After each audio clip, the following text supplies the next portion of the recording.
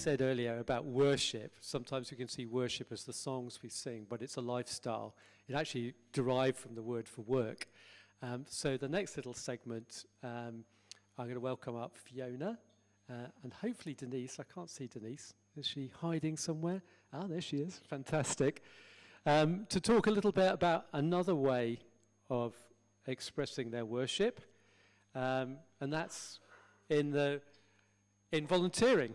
There's many people. We started today about asking for more volunteers for things, and there's many people in this church who volunteer in the community. That's their front line. Some people who are retired or semi-retired. I think of things in the community fridge, etc. So Denise and Fiona are going to tell us a little bit, particularly about the meeting place. But we're going to take a time at the end just to pray for everybody as they feel called to volunteer in many different things. So I'm going to pass you a microphone to share. So why don't you introduce yourself, Denise? I know almost everybody in the room knows you, but why don't you just say a couple of words about yourself, and then Fiona can introduce herself. Hi, I'm Denise Bottomley, and I've been coming here for almost 40 years. And I'm Fiona Ramsey, and I've been coming here for about 32 years. Yeah. So some of you may have seen them before. Denise, why don't you tell us a little bit about how you came to particularly get involved with the meeting place and just the general calling to that? Okay, fine.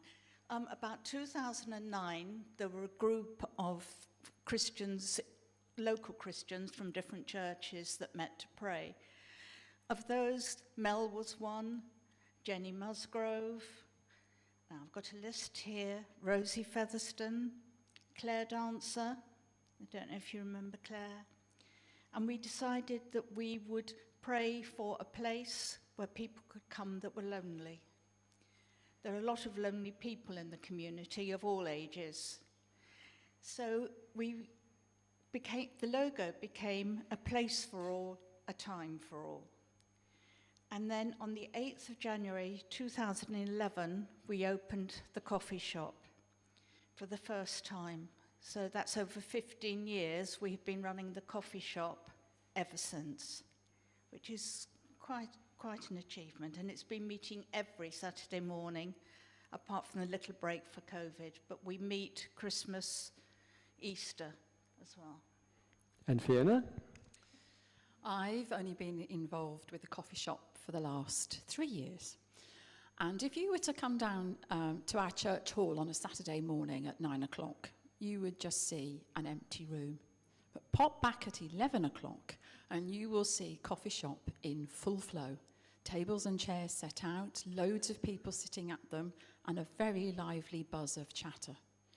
You'll see 2 servers taking the orders at the table and bringing back the coffees and the cakes.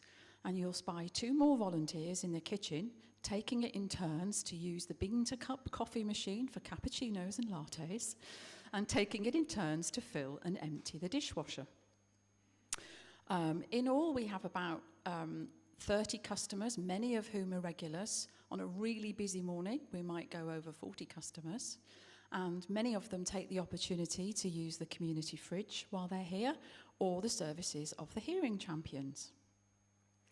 And Denise, tell us a little bit about some of the stories, the individual stories of people. And I know you have that vision, but yeah, it affects people in different ways, and you meet people at different stages in their life. So relate us a little bit of those stories. Well, a few years ago, we had a shop, and there was a gentleman that used to come in every time the shop was open, and every coffee shop.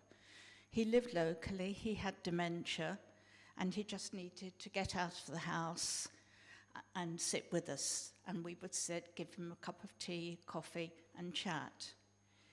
He's no longer with us, but now his wife comes along. She came in the week after he had passed away, looking for company.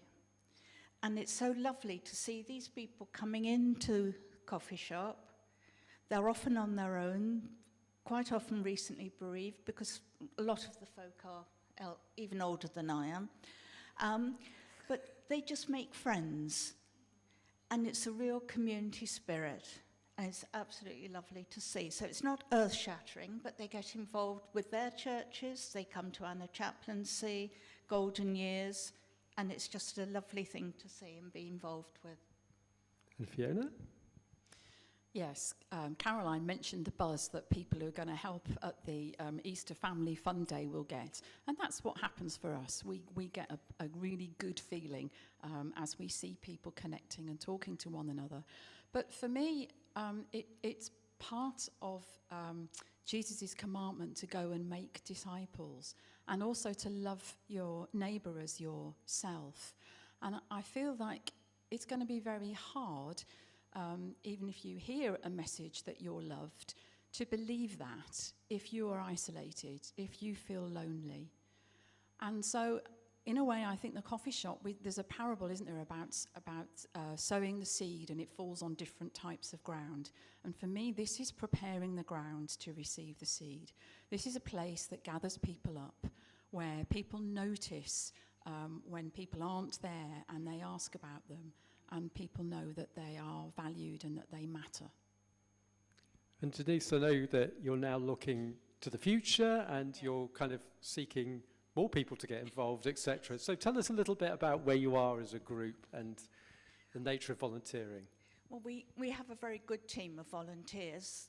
Unfortunately, most of us are getting that little bit older, so we would like newer folk to join us, younger folk.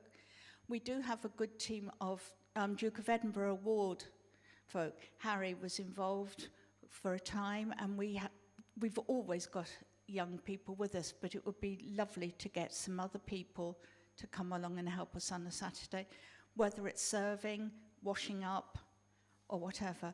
And a chaplaincy come along and talk to people, but there's still an opportunity to sit down with people at coffee shop. So please do, as I say, it's a place for all and a time for all. Okay, thank you very much, both of you. We are going to pray, and then we'll give them, well, why don't you give them a round of applause now?